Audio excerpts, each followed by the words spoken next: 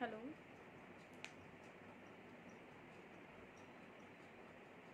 आवाज येतोय?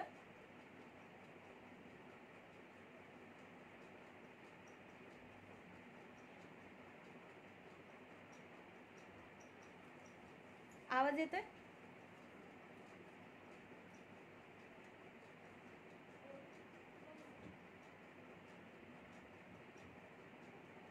आवाज येत असेल तर सांगा, म्हणजे आपलं थोडंसं पुढे सरकता येईल, सुरुवात करता येईल आपल्या विषयाला.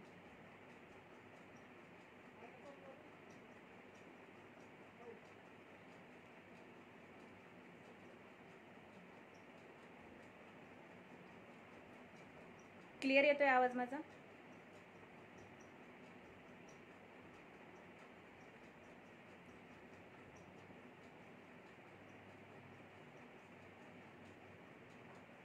सर्वप्रथम सर्वांना नमस्कार. त्याच्या पुढचं काही म्हणत नाही, कारण भरपूर लिस्ट जय जिजाऊ जय भीम हे सगळं त्याच्यानंतर. पहिल्यांदा सगळ्यांना नमस्कार करते मी.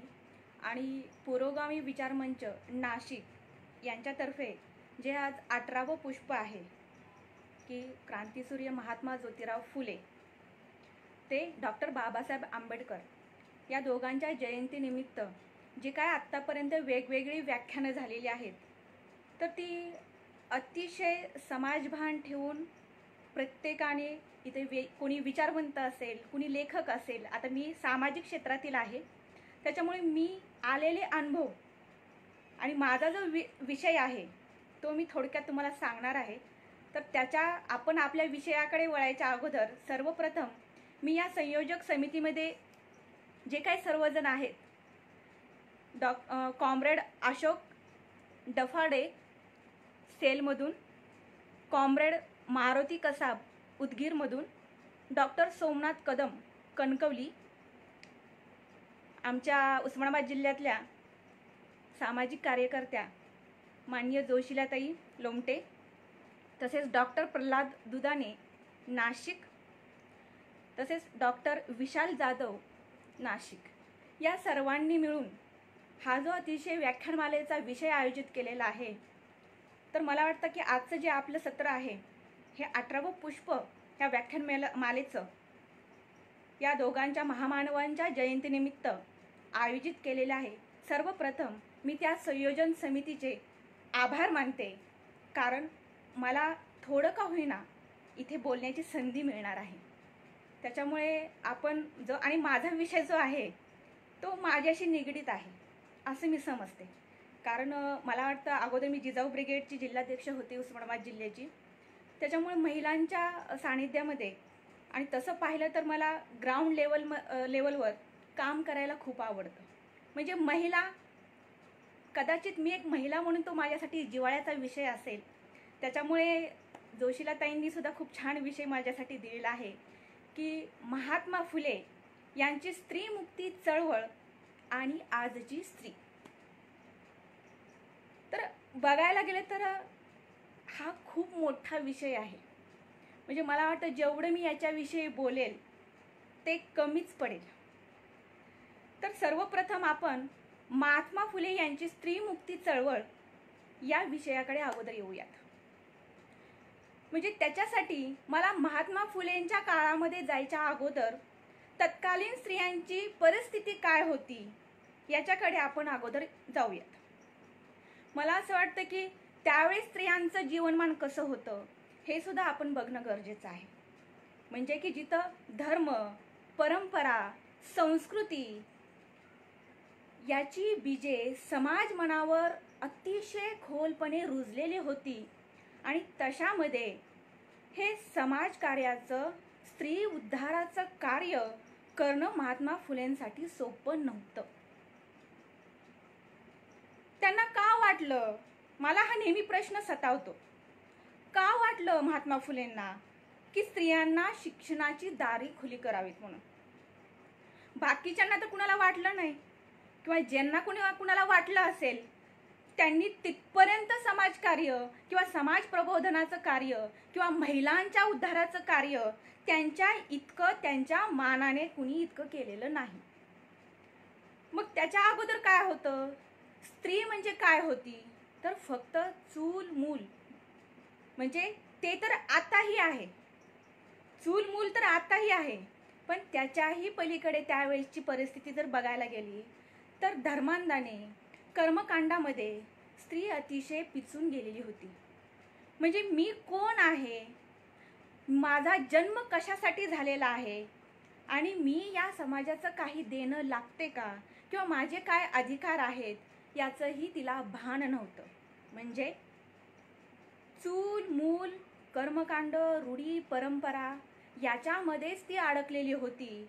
त्याच्यामुळे तिला स्वतःची अशी बुद्धी किंवा विचार असा काहीही नव्हता, किंवा मी म्हणेल की त्याचा अधिकार तिला नव्हता, की बाई तू एक माणूस म्हणून जगण्याचा अधिकार तुला सुद्धा आहे, त्याचा विचार करण्याचा सुद्धा अधिकार तिला नव्हता. तर ती त्यावेळेसची परिस्थिती आहे. मग अशा परिस्थितीमध्ये हे केवढं महात्मा फुलेंचं कार्य किती मोठं आहे लक्षात घ्या, की म्हणजे इतकं दारिद्र्य, म्हणजे मानसिक गुलामगिरीमध्ये ती स्त्री अक्षरशः पिचून गेली होती, खचून गेली होती. आणि कुणीतरी यावं आणि तिला तेवढा आधार द्यावा, तिला तू माणूस आहे याची जाणीव करून द्यावी. हे केवढं मोठं कार्य महात्मा फुलेंनी केलेलं आहे. तर ती सुरुवात कशी झाली, म्हणजे मला तर वाटतं समाज कार्य करावं, समाज प्रबोधन करावं तर कुठलं तरी कारण त्याला असणं फार गरजेचं वाटतं. नेमकं त्यावेळेमध्ये काय झालं, अशा परिस्थितीमध्ये स्त्री असताना, तिला माणूस म्हणून जगण्याचा अधिकार नसताना त्यावेळेस होतं काय, तर आपल्या भारतामध्ये इंग्रजांचं अतिक्रमण होतं आणि आपलं राज्य ते गिळंकृत करतात. ही एक सगळ्यात मोठी घटना लक्षात घ्या. ही घटना लक्षात का घ्यावी म्हणते मी, त्यांनी आपल्यावर 150 वर्ष राज्य केलं हे आपल्याला मान्य आहेच. त्यांनी अतिशय अत्याचार केले, जनमानसावर भयानक अत्याचार केले, अन्याय केला, हे सगळं मान्य आहे. परंतु एक स्त्री म्हणून मला सुद्धा जगण्याचा अधिकार आहे ही जाणीव आपल्याला इंग्रजांचं राज्य आल्यानंतर झाली, असं माझं वैयक्तिक म्हणणं आहे. म्हणूनच कदाचित महात्मा फुलेंना असं वाटत होतं की हे इंग्रजांचं राज्य आहे, ते अजून काही वर्ष टिकणं गरजेचं आहे. बघा कशासाठी म्हणत असतील ते, ज्यावेळेस त्यांना वाटायचं की बाबा इंग्रजांनी अजून काहीतरी सुधारणा केल्या पाहिजे किंवा इंग्रजांचं राज्य भारतामध्ये असणं गरजेचं आहे, त्यावेळेस बाकीच्या समाज सुधारकांनी, महापुरुषांनी किंवा समाज प्रबोधकारांनी त्यांच्यावर टीकेची झोड उठवली. हे इंग्रजांची बाजू घेणारे, हे इंग्रज धार्जिणी लोक आहेत. परंतु ते खरंच इंग्रज धार्जिणी होते का, कारण त्यांना ही वस्तुस्थिती स्त्रियांची माहीत होती. त्यांनी स्वतः बघितलेलं होतं स्त्रियांचे हाल काय आहे. अगदी जनावर सुद्धा चांगल्या पद्धतीने जगत असतील, परंतु स्त्रीला जनावरां इतकं सुद्धा मान सन्मान नव्हता, हे वस्तुस्थिती त्यांनी लक्षात घेतली होती. आणि म्हणून मला असं वाटतं की त्या काळामध्ये महात्मा फुलेंनी एक वेगळा विचार केला. तिथून मला वाटतं की ज्यावेळेस इंग्रजांना तरी का वाटलं थोडेफार आपण प्रबोधन केलं पाहिजे, समाजाचे जे काही नियम आहे आतापर्यंत चालत आलेले त्याच्यामध्ये पण त्यांचा काहीतरी स्वार्थ होता ना.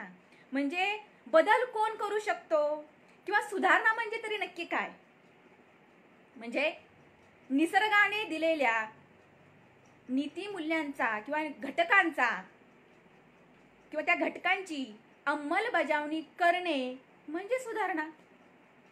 म्हणजे ते स्वतः बुद्धिवंत होते, त्यांनी स्वतः विचार आत्मसात केले होते. ज्यावेळेस भारतामध्ये ते आले त्यावेळेस त्यांना असं वाटायला लागलं की हे जे आम्ही परिस्थिती बघतो या समाजामध्ये, ह्या स्त्रियांना कसलाही मान सन्मान नाही, तिला जगण्याचा अधिकार नाही, म्हणून आपण कुठंतरी थोडाफार बदल ह्या समाजामध्ये करणं गरजेचं आहे असं त्यांना वाटलं. आणि त्याच्यामुळे त्यांनी सुधारणा करायला सुरुवात केली. मग महात्मा फुलेंना ती फार मोठी संधी वाटली.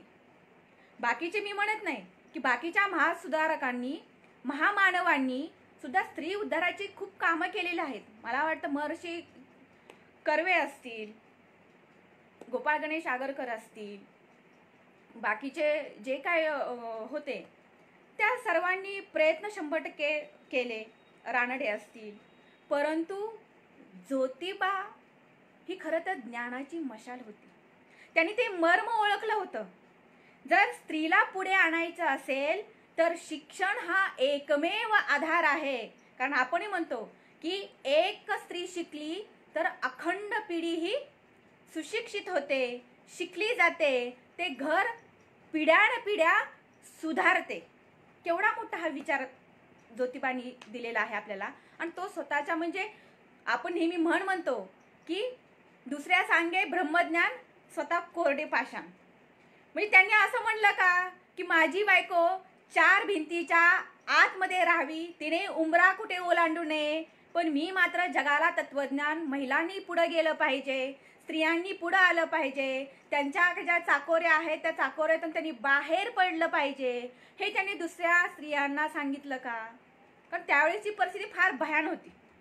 त्याच्यासाठी त्यांनी काय केलं म्हणजे पहिल्यांदा घरामध्ये समता आणली. लक्षात घ्या, समता म्हणजे माणसाला, मी म्हणते माझी अशी व्याख्या आहे की समता म्हणजे काय, माणसाला माणूस म्हणून जगण्याचा अधिकार आणि हक्क देणं म्हणजे समता.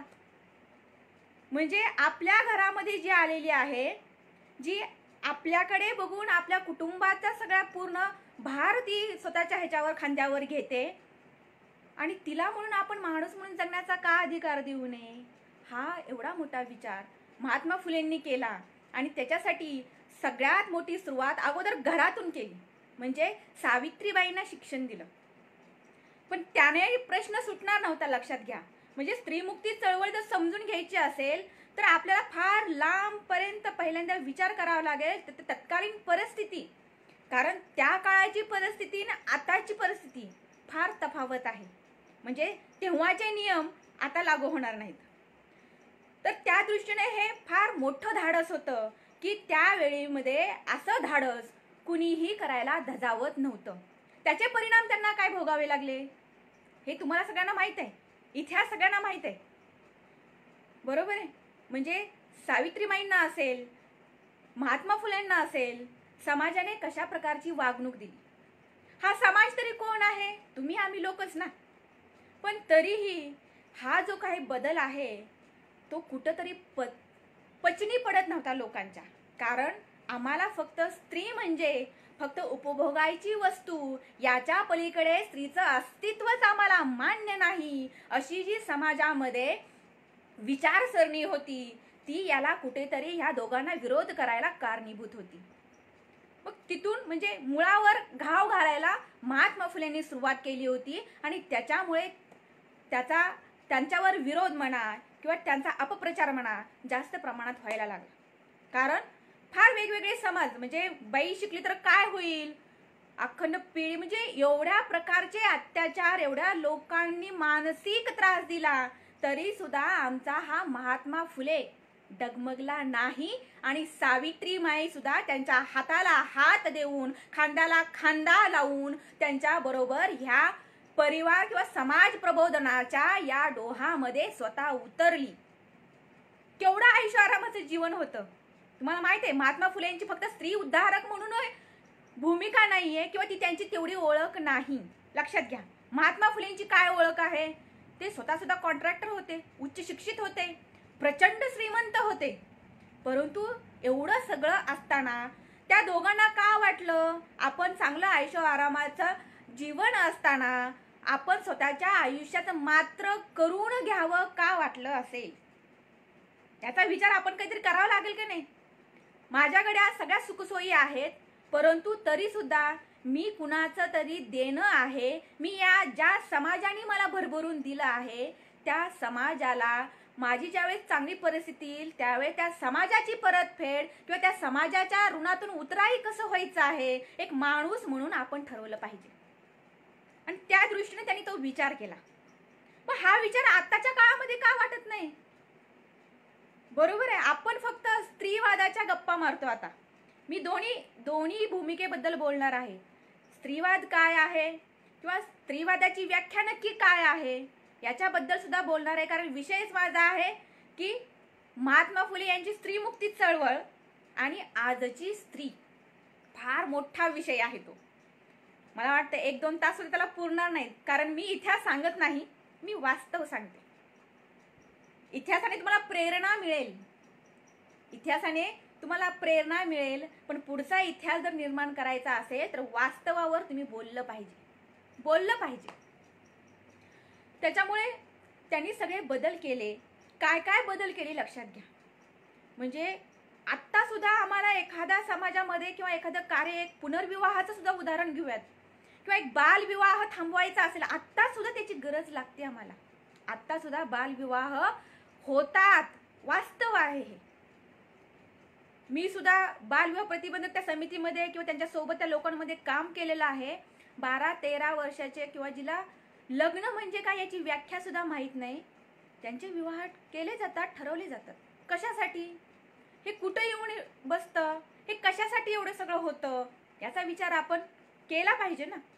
म्हणजे महात्मा फुलेंनी तेवढा सगळा विचार एका ह्याच्यामध्ये सांगितलेला आहे. म्हणजे काय? म्हणजे कुणी केलं किंवा हे करायचं कशामुळे येतं, आपल्यावर वेळ ती काय येते, फक्त आणि फक्त म्हणजे एवढे अनर्थ, शेवट काय, एवढे अनर्थ कुणी केले असतील तर एका अविद्येने केले असतील. लक्षात आलं? म्हणजे विचार करा, त्या विद्येवर किंवा त्या शिक्षणावर महात्मा फुले यांनी का जोर दिला, का आग्रही भूमिका आपली ठामपणे मांडली, समाज कंटकांना न घाबरता, परंतु स्त्रियांच्या उद्धारासाठी मला काहीही करावं लागलं तर मी ते करेन, ही जी ठाम भूमिका त्यांना घेता आली किंवा घेतली, त्या जागी मी असते, तुम्ही असते, तेवढे खंबीर राहिला नसता. ही वस्तुस्थिती आहे. हे जे शिक्षण घेऊन, म्हणजे ज्यांच्यामुळे आम्ही सुशिक्षित झालो, मी सुशिक्षित म्हणते, लक्षात घ्या, शिकलो आणि फक्त सुशिक्षित झालो, आम्हाला त्यांचे विचार अजूनही कळाले नाहीत, हे वास्तव आहे. जोशीलाताईंना माहित आहे, जोशीलाताईंचं काम अतिशय चांगलं आहे. म्हणजे त्यांच्या गावात, ग्रामीण भागामध्ये सुद्धा ही आमची आजची स्त्री आहे. आजची स्त्री कशी आहे आमची आताची? कारण सगळ्या स्त्रियांवर मी म्हणते, हाताची 5 बोटं ज्याप्रमाणे सारखी नसतात, त्यामुळे प्रत्येक महिलेला मी त्या अँगलनी बघणार नाही. प्रत्येकाचे प्रश्न वेगवेगळे आहेत, आपण त्याच्यावर बोलायला पाहिजे. आमच्या जोशीलाताई ग्रामीण भागामध्ये राहतात, परंतु सदैव ज्यांच्याकडून, म्हणजे महात्मा फुलेंनी काय त्यांना दिलं, डॉक्टर बाबासाहेब आंबेडकरांनी त्यांना काय दिलं, याचे विचार फक्त त्यांनी स्वतःपुरते मर्यादित न ठेवता ते समाजामध्ये पसरवण्याचं काम अतिशय प्रामाणिकपणे करतात. आणि कुठल्याही महिलेच्या सोबत त्या खंबीरपणे उभा राहतात, हे फार महत्त्वाचं आहे. ही आमची आजची स्त्री आहे. मला अभिमान वाटतो की जोशीलाताईंसारख्या या ग्रामीण भागामध्ये राहून सुद्धा महिलांनी या महात्मा ज्योतिराव फुलेंचा, सावित्रीबाईंचा, डॉक्टर बाबासाहेब आंबेडकरांचा घेतलेला शिक्षणाचा, विद्येचा वसा टाकून न देता तो समाजामध्ये अतिशय योग्य रीतीने पेरण्याचं काम करत आहे. हे खूप सुंदर आहे. मग प्रत्येक महिला ती विचार करते का? म्हणजे त्या काळामध्ये कुठल्या कुठल्या परिस्थितीतून महिलांना जावं लागत होतं. म्हणजे एकतर बालविवाह होत होते, हुंड्याचे प्रश्न त्यावेळी पण होते. अजून मला असं म्हणता येईल की त्यावेळेस त्यांच्या भूमिका काय होते की ज्या विधवा महिला होत्या, एकतर पुरुषांमध्ये आणि स्त्रियांमध्ये वयाचा अंतर खूप असायचा. कधी कधी 30-30, 40-40 वर्षाच्या पुरुषाला 10-12 वर्षाच्या मुलीसोबत ते लग्न करत होते. आणि त्याच्यामुळे तो पुरुष किंवा तो तिचा नवरा जर मेला तर अख्खं तारुण्य तिला तसेच्या तसं, परंतु समाज त्यावेळेस स्वीकारत नव्हता. समाजाने काय शक्कल लढवली, हिचं कुठंतरी काहीतरी होईल किंवा ही कुठंतरी वाईट मार्गाला जाईल. म्हणजे बघा, म्हणजे विचार करायचे, म्हणजे मी कुणाला दोष देत नाही, पण जे विकृत समाज मन असतं, मी त्यांच्याबद्दल जरूर बोलणार. त्यांनी काय विचार केला, ही ऐन तारुण्यात विधवा झालेली आहे, नवरा नसताना जर तिचा पाय वाकडा पडला तर मी कोण, दीर म्हणून असेल, कुठला सासरा असेल किंवा अजून कोणी असेल किंवा मुलगा असेल, मग मला म्हणजे पुरुषी अहंकार तिथं जागृत झाला. तेव्हा काय केले, नियम काय केले, तर काय केलं पाहिजे, ह्या स्त्रीला ह्या स्त्रीकडे कुठल्याही पुरुषाने वाईट नजरेने सोडा किंवा चांगल्या नजरेने सुद्धा न बघण्यासाठी काय केलं पाहिजे, तर तिला विद्रूप केलं पाहिजे. किती भयानक, किती खालची मानसिकता होती त्यावेळेस. आणि नाही तर सती गेलं पाहिजे. म्हणजे सती का जायचं? कारण त्याच्यानंतर तो संपत्तीचा अधिकार म्हणा किंवा त्याचा सगळे प्रश्न मिटतात. म्हणजे तिची जायची इच्छा नसताना सुद्धा तिनं सती जायचं. तिनं कसलाही अधिकार, नवरा गेल्यानंतर तिला कसलाही अधिकार, समाजामध्ये मान सन्मान कशाचीही अपेक्षा करायची नाही. अतिशय विद्रूप अवस्थेत आयुष्यभर तिनं राहायचं. हा कुठला न्याय? त्यामुळे महात्मा फुलेंना स्वस्थ बसू वाटलं नाही. त्यांनी फक्त विशिष्ट जातीपुरतं समाज प्रबोधनाचं काम हाती घेतलं का हो? आज आम्ही बघतो महात्मा फुले म्हणले की आम्ही माळ्यांचे, आम्हाला माळी म्हणले की आम्हाला महात्मा फुल्यांचा फार अभिमान वाटतो. किंवा डॉक्टर बाबासाहेब आंबेडकर म्हणले की आंबेडकरवाद्यांना किंवा आंबेडकरांच्या व्यक्तींना, बौद्धांना फार त्याचा अभिमान वाटतो. मला सांगा, कुठल्याही महापुरुषांनी एका विशिष्ट जातीसाठी कार्य केलं का? नाही ना केलं. मग तुम्ही आम्ही महापुरुषांना वाटून घेणारे कोण? त्यांचं कार्य तुम्हाला जर समजत नसेल तर तुम्हाला ते महापुरुष आपल्या जातीपुरते मर्यादित करता येणार नाहीत. हे मला म्हणायचंय तुम्हाला. कशासाठी आपण त्यांना जातीमध्ये बंदिस्त करून ठेवायचे? त्यांचं कार्य अजून जे काय केलेलं आहे ते तुम्ही उलट दुप्पट पटीनं वाढवलं पाहिजे. ही नैतिक जबाबदारी एक नागरिक म्हणून, एक माणूस म्हणून आपल्या सर्वांची आहे. त्या काळामध्ये त्यांचे विचार, महात्मा फुलेंनी त्यावेळेस काय केलं? ज्यावेळेस विधवांचं चुकीचं पाऊल पडत होतं त्यावेळी त्यांच्याकडे एकतर दोन पर्याय होते. एकतर आयुष्यभर समाजाची जे काय बोलणं आहे ते खायचं, नाही तर आत्महत्या करायची. त्याच्यासाठी काय केलं? महात्मा फुलेंनी ती दयनीय अवस्था एका स्त्रीची बघवली नाही. त्यांनी असं म्हणलं नाही की माझी महिला किंवा माझी बायको असा विचार नाही ना करत, किंवा मग मला काय करायचं, दुसऱ्या बायकांचा विचार करायची गरज. म्हणजे आज ज्यावेळेस आपण म्हणतो माझी स्वतःची बायको, मी घरामध्ये चार भिंतीच्या आतमध्ये कुणाला फोटो सुद्धा तिचा दिसून देणार नाही, परंतु एखादी शेजारची बाई जर एखादे समाज करायला सुरुवात करत असेल तर आम्ही तुमच्या सोबत आहोत, तुम्ही व्हा पुढं, तुम्ही व्हा पुढं, असे म्हणणारे महाभाग सुद्धा आपल्या समाजामध्ये भरपूर दिसतात. मी अनुभवावरून सांगते. तर तुम्हाला द्यायचा आहे ना मान सन्मान, तर तुम्ही आधी स्वतःच्या घरापासून का सुरुवात करत नाही? त्या स्त्रीला, कुठल्या तुमच्या घरामध्ये बहीण असेल, आई असेल, बायको असेल, तुम्ही कधी एक माणूस म्हणून त्या स्त्रीचा सन्मान केला का, आदर केला का? पण एक परस्त्री दिसली की तुमचं प्रेम उफाळून येतं आणि फक्त आम्ही काय करतो, 9 मार्च आलं की महिला दिनाचे बॅनर मोठे मोठे झळकवतो आणि आम्ही किती स्त्रियांच्या बद्दल किती कृतज्ञ आहोत हे दाखवण्याचा ढोंगीपणा करतो. म्हणजे राग येईल, पण वस्तुस्थिती आहे. तर याच्यासाठी जे महात्मा फुलेंचं कार्य आहे ते कुणी लक्षात घेतलं का? मग त्यावेळेस ती परिस्थिती वेगळी होती, पण आताची पण परिस्थिती वेगळी आहे ना. परंतु त्या परिस्थितीचं आजच्या परिस्थितीचं, म्हणजे त्या काळातली स्त्री लक्षात घ्या, फक्त आणि फक्त शिक्षण नसल्यामुळे तिची बाकीची सगळी अवस्था वाईट होती. आता काय आहे? आजची स्त्री काय आहे? आता तर शिक्षण, महात्मा फुलेंमुळे आपण शिक्षणाची दारे सताड उघडी झालेली आहेत, ती सगळ्यांसाठी खुली झालेली आहेत. मग आताच्या स्त्रीमध्ये काय बदल आहे बदल? हे आपण फक्त स्त्रीवाद स्त्रीवाद स्त्रीवाद, बरंच मी फेमिनिस्ट आहे, मी अमुक आहे, मी ढमुक आहे, हे म्हणजे आहे का स्त्रीवाद? स्त्रीवाद तुम्हाला काय सांगतो? माझी स्त्रीवादाची व्याख्या वेगळी आहे. स्त्रीवाद म्हणजे स्त्री आणि पुरुष,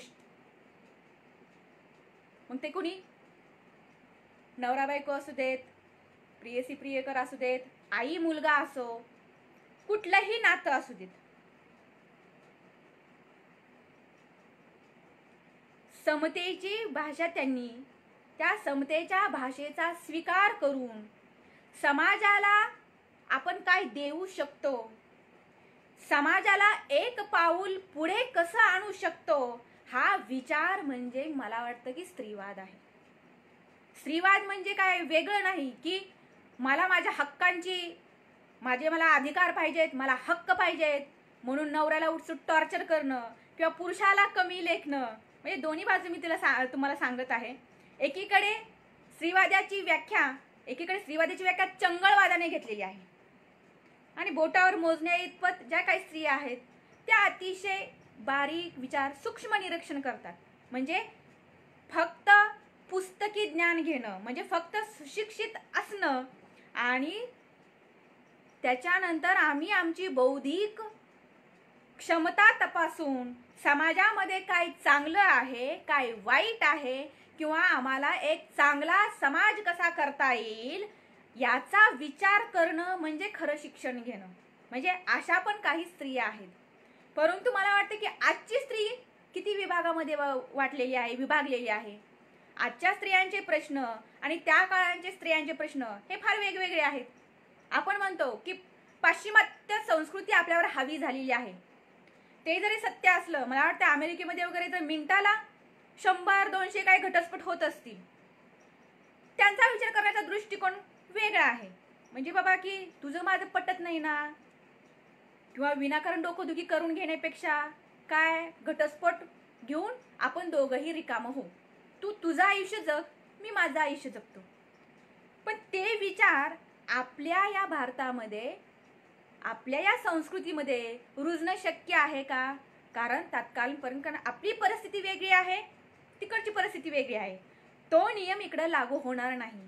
मग आता जे भयान वातावरण चालू आहे, आत्ताच जे घटस्फोटांचं प्रमाण सुद्धा वाढलेलं आहे, त्याच्या मागची कारणं काय आहेत याचं सुद्धा आत्मपरीक्षण प्रत्येक स्त्रीनं करून मला त्या समाजासाठी, मला त्यांचे संसार सुखाचे होण्यासाठी एक स्त्री म्हणून काय भूमिका घेतली पाहिजे याचा सुद्धा विचार करणं गरजेचं आहे. पण तो आपण करत आहे. म्हणजे प्रत्येकाला, म्हणजे मी सगळ्यांना सांगते की प्रत्येकाला विचार करा, माझे हक्क काय आहेत, माझे अधिकार काय आहेत आणि मला ते हक्क, मला ते अधिकार मिळालेच पाहिजे याच्यासाठी आपण भांडतो. परंतु मला असं वाटतं, मला आठवण करून द्यावीशी वाटते, बाबासाहेब आंबेडकरांनी जी घटना लिहिलेली आहे ते फक्त तुम्हाला हक्क दिलेत, तुम्हाला मूलभूत हक्क दिलेत, अधिकार दिलेत, पण त्याच्याबरोबर सुद्धा तुम्हाला तुमची कर्तव्य दिलेली आहेत. तुम्ही कर्तव्यांचा विचार करता का हो? मला वाटतं नाहीत करत. म्हणजे आपण फक्त हक्कांबद्दल बोलतो, आपण फक्त अधिकारांबद्दल बोलतो, परंतु माझं कर्तव्य काय आहे याचा कुणी सुद्धा विचार करत नाही. आजची स्त्री काय आहे लक्षात घ्या. आम्ही महात्मा फुलेंमुळे, सावित्रीबाई फुलेंमुळे आम्ही शिकलो, सुशिक्षित झालो, सुसंस्कृतही झालो. परंतु काय झालं, आम्ही काय केलं त्याच्यासाठी? एक महिला म्हणून आम्ही आमचं काय कर्तव्य पार पाडलं जेणेकरून आज महात्मा फुलेंना किंवा सावित्रीबाई फुलेंना परत एकदा जन्म घ्यायला लागू नये याच्यासाठी एक महिला म्हणून मी काय करू शकले? उत्तर आहे नाही. म्हणजे मला असं म्हणायचंय की आजच्या काळामध्ये जर महात्मा फुले असते तर आपण महिलांनी, सगळ्या म्हणत नाही मी, काही महिलांनी, म्हणजे थोडे बोटावर मोजण्या इतपत जर महिला सोडल्या तर बाकीच्या सगळ्या महिलांनी महात्मा फुलेंना सुद्धा नाकारलं असतं. वस्तुस्थिती आहे, ती स्वीकारली पाहिजे तुम्ही. आम्ही म्हणजे काय, किती म्हणजे आपण महिलांची एक विभागणी केली तर एक ग्रामीण भागातील महिला ज्या काय थोडेफार सुशिक्षित झालेल्या आहेत परंतु त्या घरी असतात त्या एक महिला, आणि बाकीचं जे आहे ते खरं शिक्षण घेऊन अतिशय प्रामाणिकपणे मिळालेल्या शिक्षणाचा फायदा बाकीच्या सर्व समाजातील घटकातील महिलांच्या उद्धारासाठी करतात. असा एक 3 वर्ग आहे. पहिल्या वर्गाला लक्षात घ्या, म्हणजे पहिला वर्ग कामगार वर्ग, शेतकरी माझी माय जी अजूनही काबाड कष्ट करते. ग्रामीण भागातली परिस्थिती अजूनही काही बदललेली नाही.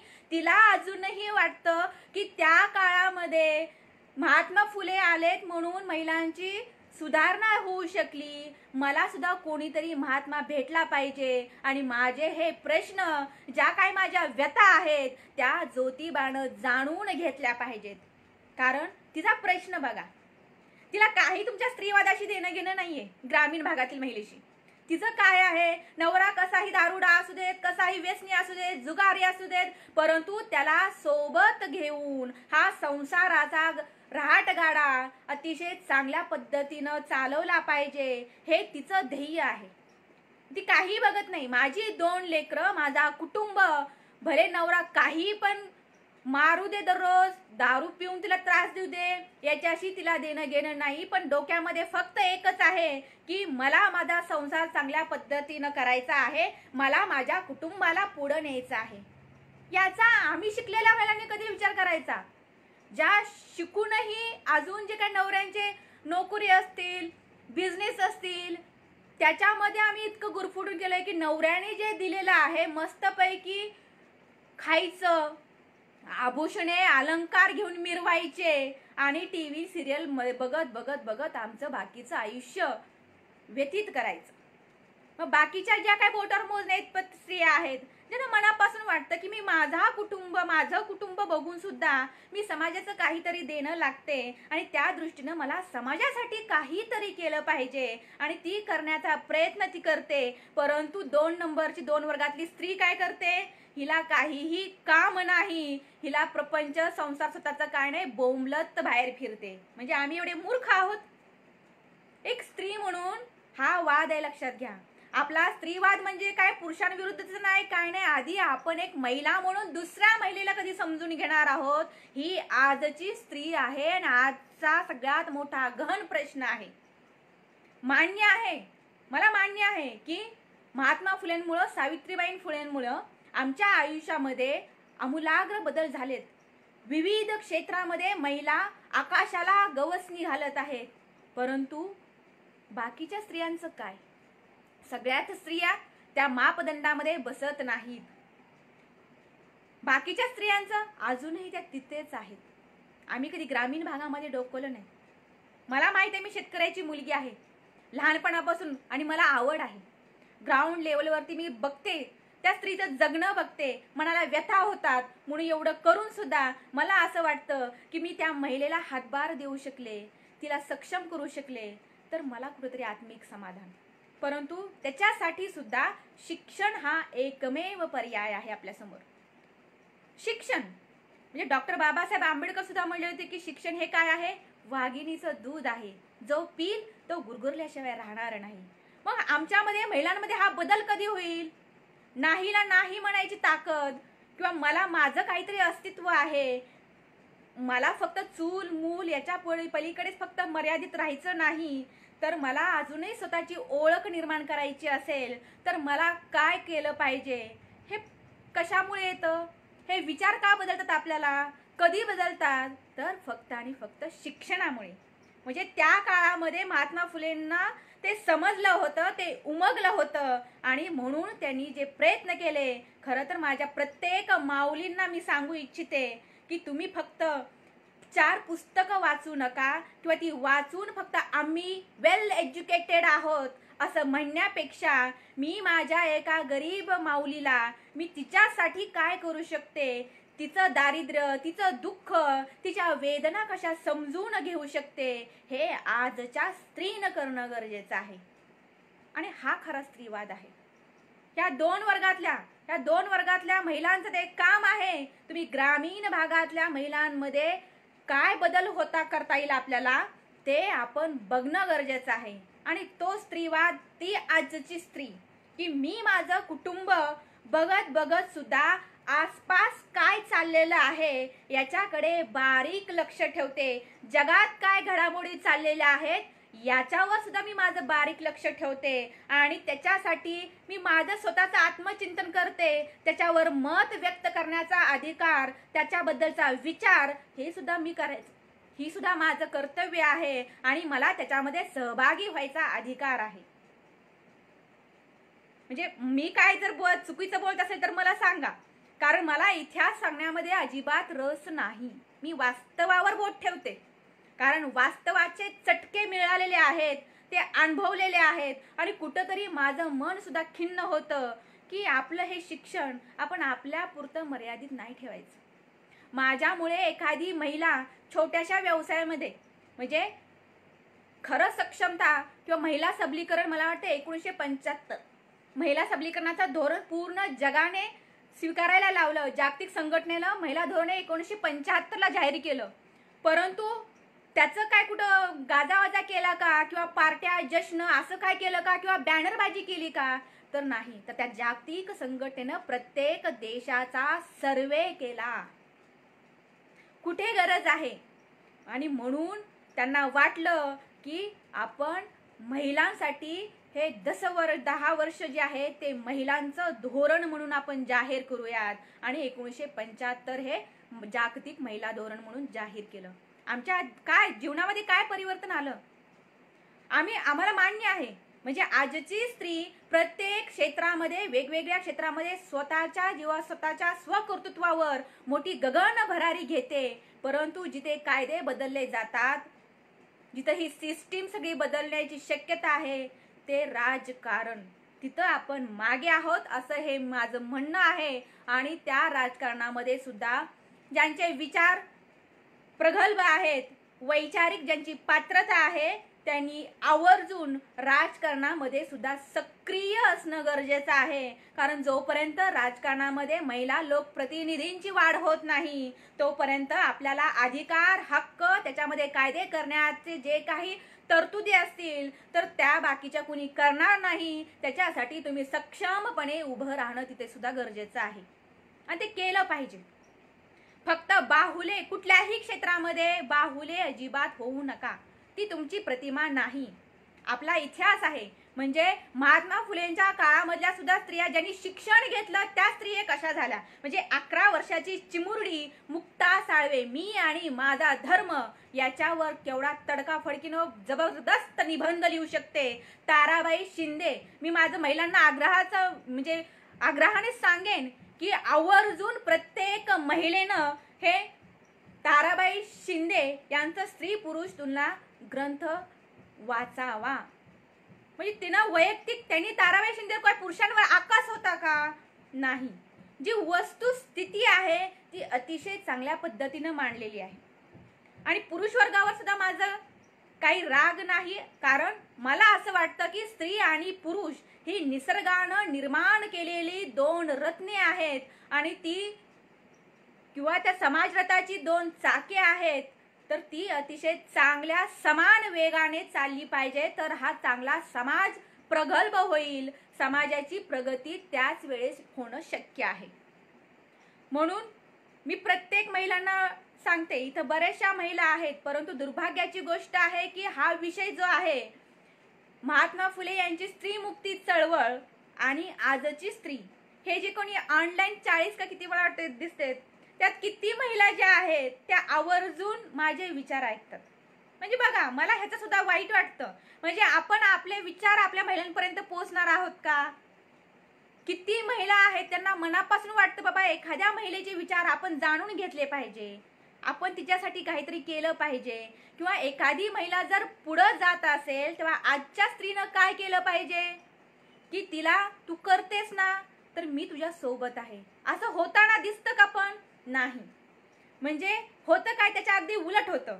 म्हणजे ही कानामागून आली आणि तिकट झाली, असं बरंचसं होतं महिलांच्या बाबतीत.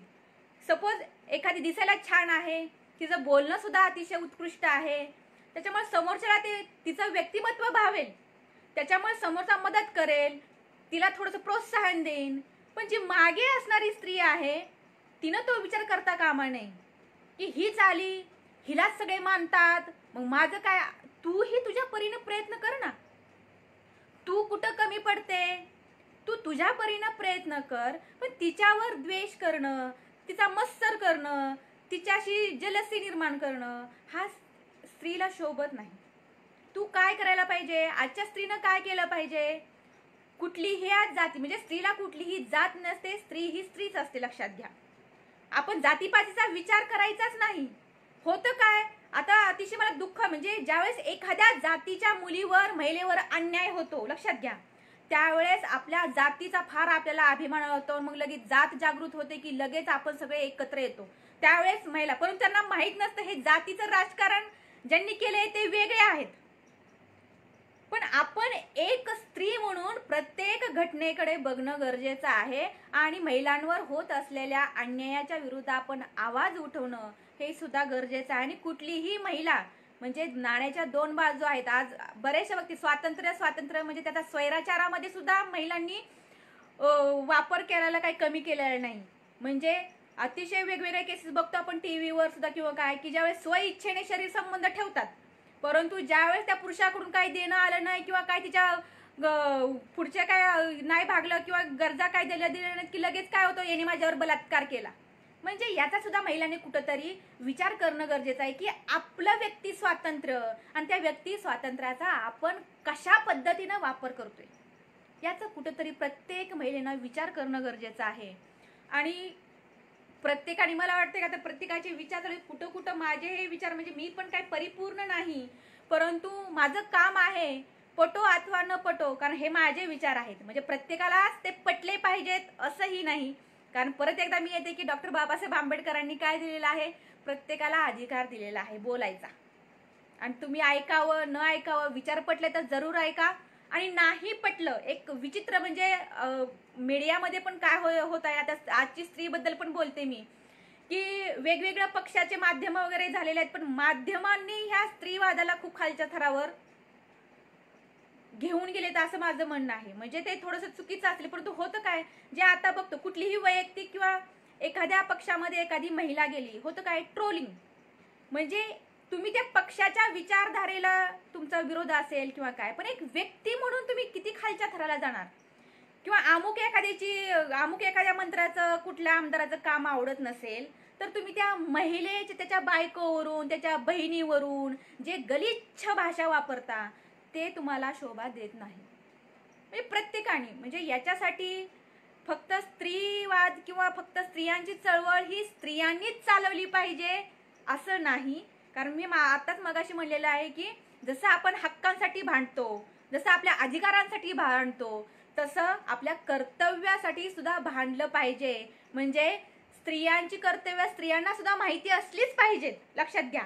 परंतु पुरुषांना सुद्धा एक स्त्री म्हणून तिचे अधिकार तिचे हक्क काय आहेत आणि त्याच्यासाठी माझं कर्तव्य काय आहे, त्याच्यासाठी मी तिचा ज्योतिबा कसा बनू शकतो. मग ते भावाच्या रूपाने असेल, नवऱ्याच्या रूपाने असेल, सासऱ्याच्या रूपाने असेल, ते तुम्ही केलं पाहिजे, ही तुमची नैतिक जबाबदारी.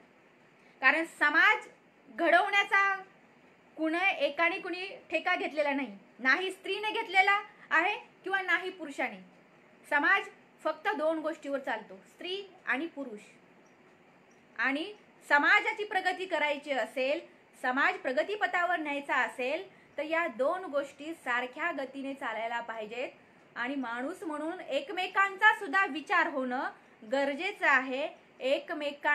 एकमेकांचा मान सन्मान आत्मसन्मान जो काही आहे तो केला पाहिजे, आणि तरच एक चांगला समाज आपण घडवू शकतो. आणि मला असं वाटतं की खूप झालं, म्हणजे बरंचसं बोललेले आहे, आणि कदाचित काहींना पटेल किंवा काहींना पटणार नाही, परंतु परखड मी मांडते आणि इथून पुढे हे मांडणार. कारण जसे माझे अधिकार हक्क हे मला माहीत आहेत, माझं पण एक कर्तव्य आहे. जिथं जिथं चुकत असेल त्याविरुद्ध मी बोललं पाहिजे, कारण वास्तवावर बोलायला शिकलं पाहिजे. म्हणून मी म्हणते, म्हणजे इतिहास तुम्ही जरूर वाचा, ऐका, परंतु आसपास जे काही चाललेलं आहे त्याचं जर बारीक निरीक्षण केलं तर कुठल्याही पुस्तकाची तुम्हाला गरज लागणार नाही. तिथूनच समाजामध्ये काय बदल करावा लागेल किंवा एक चांगला समाज आपल्याला कसा आपण बनवू शकतो याचं सगळं ज्ञान आसपास चाललेल्या घडामोडीवरून सुद्धा आपल्याला समजू शकतं. म्हणजे त्याला तुम्ही तुमचे डोळे आणि तुमचं अंतर्मन त्याच्यावर विचार करायला शिकलं पाहिजे. मंथन, जे दिसते म्हणून म्हणते की जे बघितलंय, म्हणजे कानामध्ये आणि डोळ्यामध्ये आपण म्हणतो की 4 बोटाचं अंतर आहे. म्हणजे जे मी बघितलेलं आहे किंवा जे ऐकलेलं आहे ते जे दिसलं की याचं दोन्हीशी तुलना करायची. कुणी सांगितलंय म्हणून पण एखाद्या व्यक्तीला तुम्ही नावं ठेवू नका. ती व्यक्ती एक महिला भगिनी, प्रत्येक महिलेला माझं सांगणं आहे की ही जी काही ईर्ष्या द्वेष जलन, कारण आजचे प्रश्न महिलांचे फार वेगळे आहेत. म्हणजे तो शहरी भागातील महिलांचा प्रश्न वेगळा आहे, तो नोकरी करणारे महिलांचे प्रश्न वेगळा आहे, किंवा शिक्षण घेऊन सुद्धा घरात बसणारी महिला जी आहे तिचे सुद्धा प्रश्न वेगळे आहेत, आणि ग्रामीण भागातील महिलांचे प्रश्न हे वेगळे आहेत. मग याच्यासाठी ह्या 3 विभागणी जर मी केली महिलांमध्ये, तर या 2 वर्गातील महिलांनी त्या पहिल्या ग्रामीण भागातील महिलेसाठी तिचं जीवनमान राहणीमान उंचवण्यासाठी मला काय करता येईल हे आपण बघितलं पाहिजे. आणि नोकरी हे बाकीच्या सगळ्या चक्रामधून सुद्धा बाहेर येण्यासाठी माझी स्वतःची ओळख जर मला निर्माण करायची असेल, तर मला जे काय आवडतं म्हणजे शिक्षण नोकरी सगळं काही करा, पण एक उद्योजकतेच्या भूमिकेमध्ये सुद्धा तुम्ही उतरलं पाहिजे. आज मला सांगायला सुद्धा खेद वाटतो की आपल्या किती महिला उद्योजक, हे आजची स्त्रीबद्दल बोलते मी, किती अशा महिला आहेत की ज्या स्वतः उद्योजिका आहेत. म्हणजे शिक्षण घ्या तुम्ही, त्याला फक्त नोकरी बाकीच्या ह्याच्यामध्ये सुद्धा एखादीला कुणाला तरी विणकाम करायला आवड असेल किंवा एखाद्याची एक पदार्थ खूप चांगल्या पद्धतीने तिला बनवता येत असेल, तर तुम्ही व्यवसायामध्ये त्याचं रूपांतर कसं करता येईल हे सुद्धा महिलांनी बघितलं पाहिजे. कारण या व्यवसाय थोडंच डिस्टर्ब झालेलं. तर मला वाटतं आज मी खूप काही बोललेले आहे आणि एक आजच्या स्त्रीनं प्रत्येक क्षेत्रामध्ये वेगवेगळी पदं हस्तांतरित केलेली आहेत. त्याचबरोबर राजकीय दृष्टिकोन सुद्धा महिलेने ठेवला पाहिजे. प्लस उद्योगांमध्ये सुद्धा एक वेगळं स्थान निर्माण केलं पाहिजे. म्हणजे आजच्या स्त्रीनं सुद्धा एक यशस्वी उद्योजिका बनलं पाहिजे. कारण मीही व्यवसायामध्ये आहे, वेगवेगळे विजन घेऊन महिलांसाठी मी काम करते आणि इथून पुढेही महिलांच्या हक्कांसाठी प्रश्नांसाठी. परंतु मला असं खेदाने म्हणायचं की मला फक्त महिलांचे प्रश्न तर इव्हन समाजासाठी जे काही समाजाचे प्रश्न आहेत, मग स्त्रियांच्या असू देत किंवा पुरुषांच्या असू देत, मी 100% त्याच्यासाठी लढा देणार आणि प्रामाणिकपणे त्या बाजू विचारात घेऊन त्यांच्यासाठी जे काही करता येईल ते मी करणार. आणि एवढं सफिशियंट आहे असं वाटतं. आणि कुणाला थोडेसे म्हणजे जे आता ह्यांचे बरेचशा विचार बघते मी, तर जर आवडलं नसेल, आवडलं आणि काही चुकीचं वाटलं असेल तर मला क्षमा करा. परंतु परखड बोलायची सवय आहे, स्पष्ट बोलायची ही सवय आहे. परंतु जे आहे तसं मी मानते आणि मी अशीच आहे. तर ह्या कॉन्फिडन्स म्हणूयात आपण. तर मला पुरोगामी विचारमंच नाशिक यांनी खूप मोठी संधी दिलेली आहे बोलायला आणि या संयोजन समितीचे मी मनापासून आभार मानते की माझे विचार जे काय आहेत ते मला तुमच्यापर्यंत पोहोचवता आलेत. असे वेगवेगळे विषय घेऊन तुम्ही नक्की खूप चांगल्या पद्धतीनं समाजकार्य समाज प्रबोधनाचं कार्य करत आहात आणि त्याच्यामुळे तुमचे सुद्धा मी खूप खूप अभिनंदन करते. आणि अशाच वेगवेगळ्या विषयांवर तुम्ही सर्वांना आमंत्रित करावं. वेगवेगळ्या विषय आणि त्यातल्या त्यात म्हणजे महिला सुद्धा जास्त सक्रिय कशा होतील. आमच्या जोशीलाताई लोमटेताई तर आहेतच. म्हणजे त्यांचं मला काम खूप आवडतं, त्यांची तळमळ आवडते. त्याच्यामुळे अशा महिला सोबत घेऊन सुद्धा तुम्ही नक्कीच खूप चांगल्या प्रकारचं काम करत आहात आणि त्याच्याबद्दल मी सर्वांचे आभार मानते.